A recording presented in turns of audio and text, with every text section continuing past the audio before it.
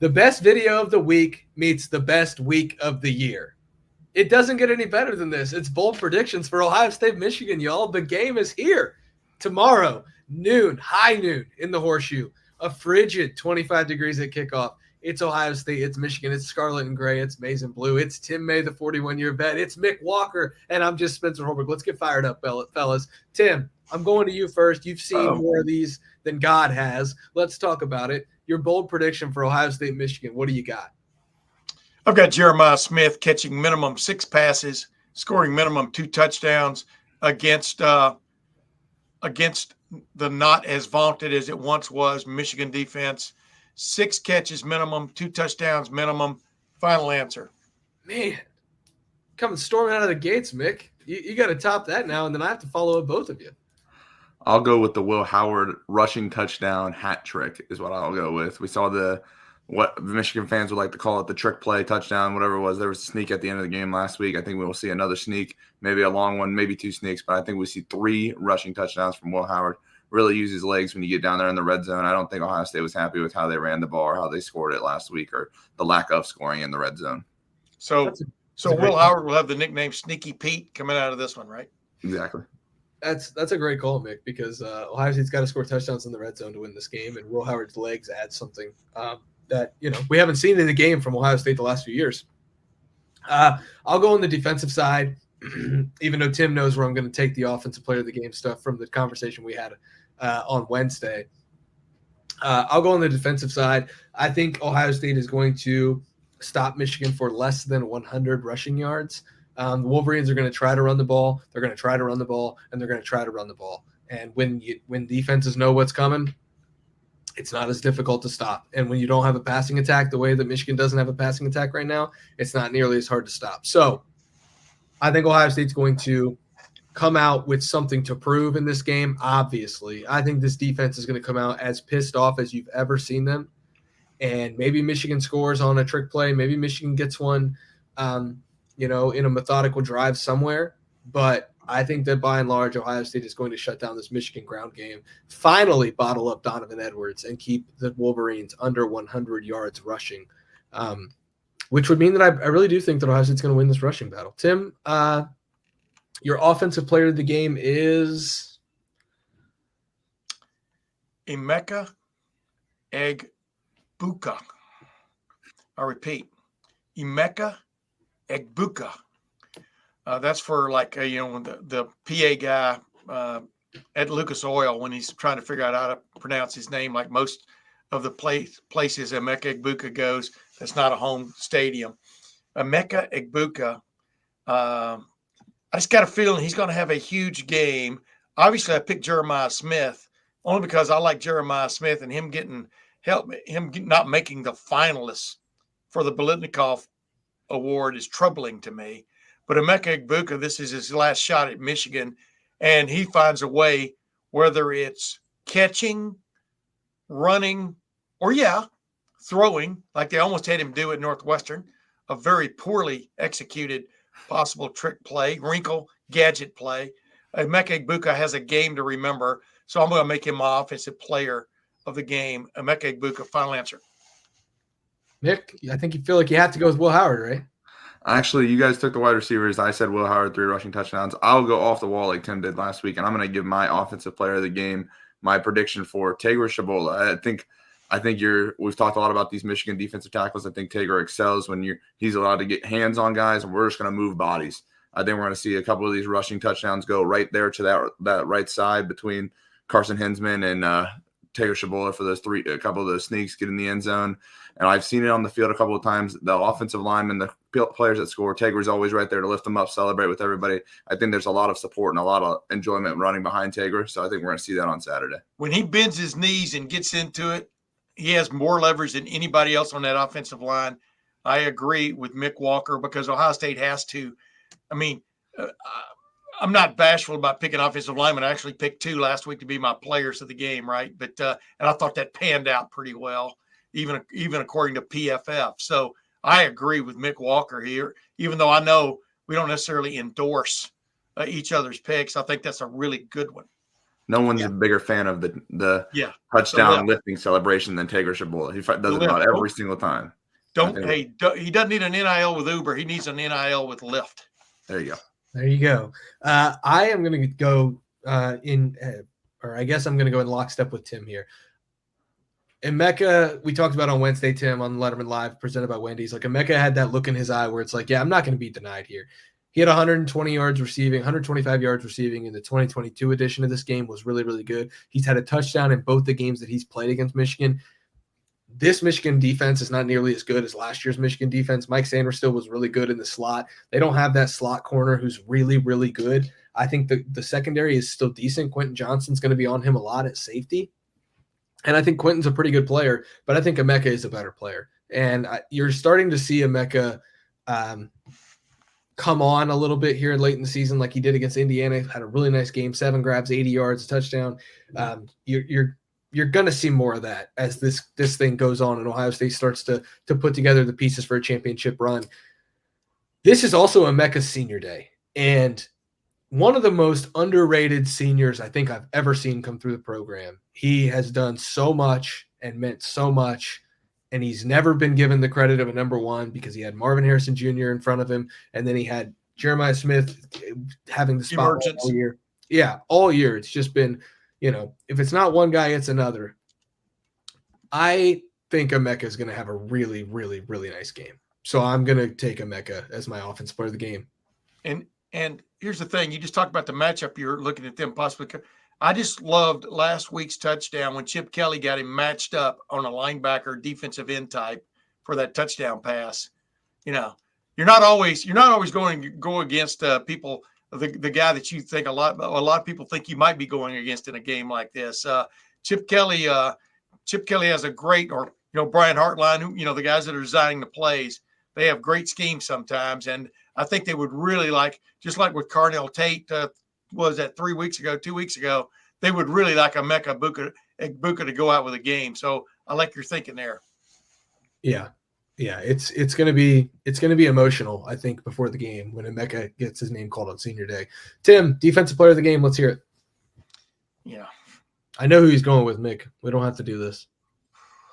I'm torn because I really think Ty Hamilton and Tyleik Williams are going to be the difference in this game for Ohio State. They're going to create some problems when Michigan leans on the only thing it can really do consistently. Now, I say that. Watch, they'll come out and they'll throw 50 passes in this game.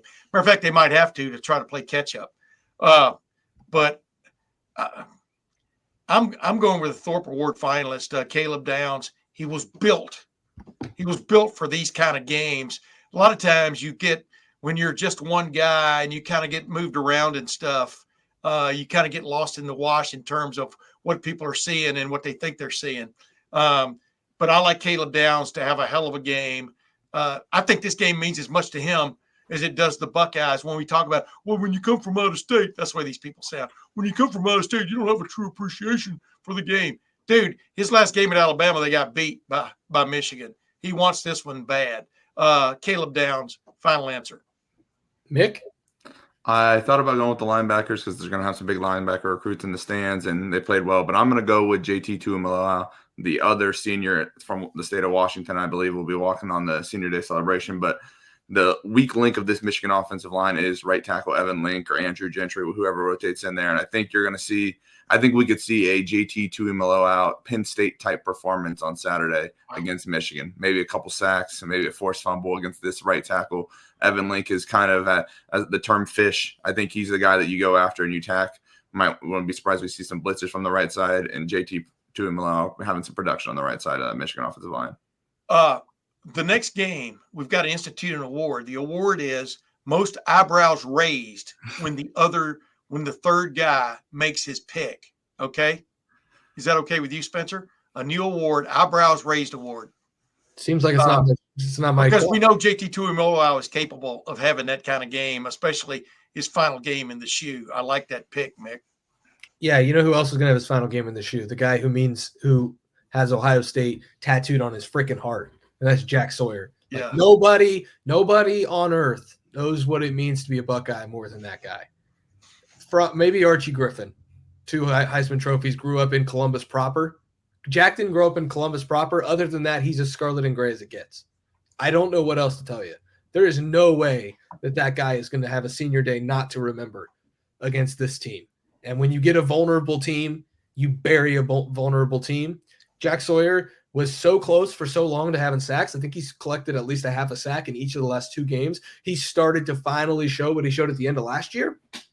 Man, that's a good recipe, fellas. In the spirit of Thanksgiving, he's cooking something good. And I'm going to go with him as my defensive player of the game. I just think that this is too big of a stage and too important for a guy like Jack not to take advantage of this and not to make the moment matter. I'm taking Jack Sawyer as my defensive player of the game, and I didn't put much thought into it at all because I think this means too much to him to have it go any other way. And as he pointed out to us on Tuesday when we did interviews, a team he's been associated with has never won a rivalry game.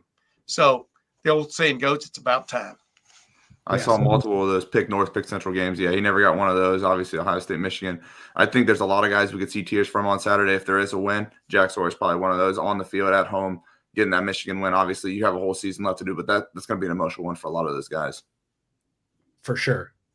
And it might get a little emotional here as Tim gets ready to give his score prediction for round, I think, 47 or 46, maybe even 45. I don't know what it is, Tim, but you've seen over 40 of them, 4 decades of Ohio State-Michigan games. Nobody has a better grasp on this rivalry than you do, so I'm anxious to see what your score pick is because I haven't heard it until now. I can't know if I've seen 45 of these games live. 41. This will be 41 in a row. No, you know what? I didn't make the one in 2021, there was some kind of thing going on, and I wasn't able to go. So I did watch it on TV, though. But I digress. I've got Ohio State.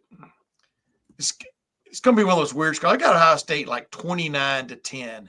29-10. It's going to be a weird day weather-wise. It's going to be cold. 29-10 on any other day would be something like 45-17.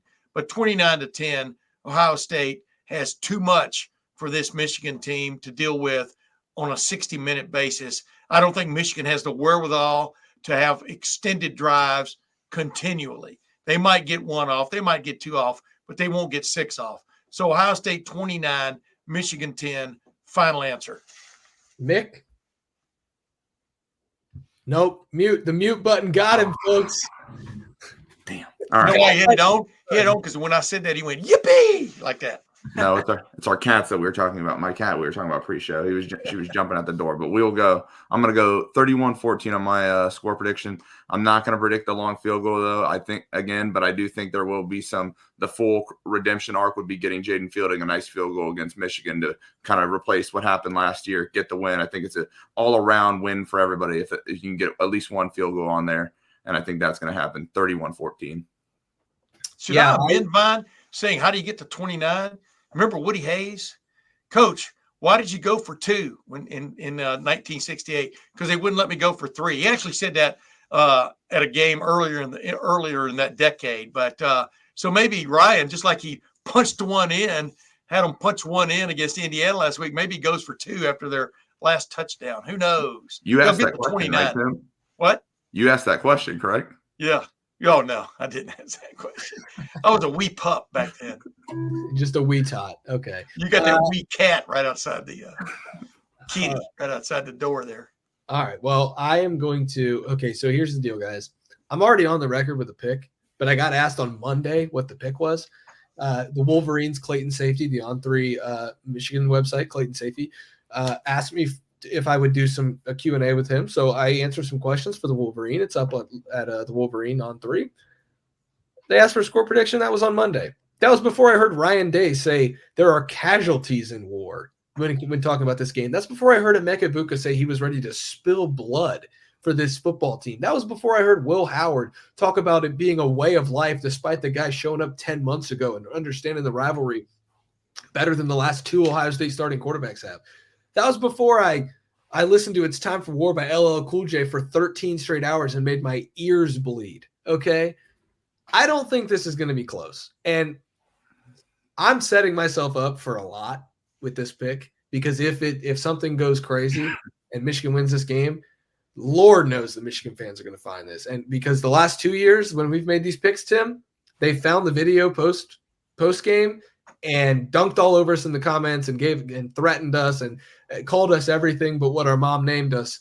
But you know what? When we were making those picks, we were following the rules. Yeah. If you do that, just make sure you like and subscribe with the video too. You can say whatever you need to do. Just like, subscribe, get out of here. So Ryan Day called it a war, right? So there's the Geneva Convention. There's the United Nations. These things set up rules of war. The rules of war are, pretty simple. You guys know the rules of war. You're not going to read all the rules of war to us, are you? I'm not, but I am going to say that Ryan Day doesn't give a damn about the rules. The whole state of Michigan?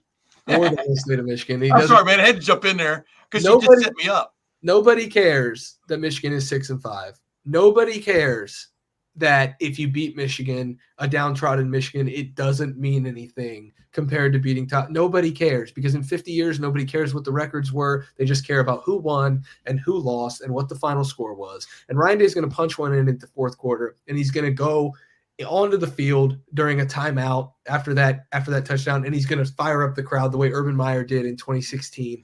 And that crowd is going to go nuts when Ohio State gets 38 and Michigan has 10. Okay, it's going to be 38-10 Ohio State. I don't think it's going to be close. I had 31-13 over at the Wolverine, and I truly did believe that. But the more I hear Ryan Day talk, there's no way he's taking a knee. Even if it's with 30 seconds to go, he's firing one into the end zone. That's just going to – I'm just calling it now. So I'm going to take 38-10 Ohio State. I think it's going to be emphatic. I think it's going to be therapeutic. I think it's going to be cathartic. And I think Ohio State's going to walk out of there with a win. And then they're going to get to Indianapolis to see Oregon. Man, that was a lot. I'm sorry I didn't mean to ramble like that. But, guys, I'm fired up. This is going to be awesome. Ohio State, Michigan, it's always awesome when they get together. No, it ain't 2 versus 3. It ain't 3 versus 4. We've had those the last few years. They've been awesome. They really have. Wait, let me add one more nobody cares thing. Nobody cares that you got the number 1 quarterback for next year out of the recruiting realm in Bryce Underwood. Put together enough of a nice package there, to leave on his doorstep. Of course, he's gonna turn tail and go to Michigan. Nobody cares about that. All that matters right now is Ohio State getting this weight off its back, weight off its shoulders. And by the way, Ohio State has committed to its 2025 class and has been for a couple of years now. The number 2 quarterback, depending on where you look, the number 1 or number 2 quarterback, Tavian St. Clair in this class. So Ohio State's going to be well armed headed into the future. Yeah, it certainly is, Tim. And I think it's going to be well armed heading into Saturday for Ohio State, Michigan at noon in the Horseshoe, high noon to be exact. This will be my second time seeing Ohio State, Michigan in the Horseshoe. 2022 was my first time. Michigan robbed me of that one in 2020. I'm still a little salty about it. So I've seen 3 games now in the Big House between these 2 teams, 1 in the Horseshoe. Saturday will be 2. I'm really excited. Tim's excited. Mick's excited. The whole crew will be there. Lettermen Row will be in the building on Saturday at noon. A lot on the recruiting trail coming into the Horseshoe on Saturday. Mick Walker and Alex Gleitman will be all over that stuff. Tim May and I will have the team side covered. Go to lettermenrow.com right now. Get the full coverage. Like the video below. Subscribe to the YouTube channel. We'll see you on Saturday for the game between Ohio State and Michigan.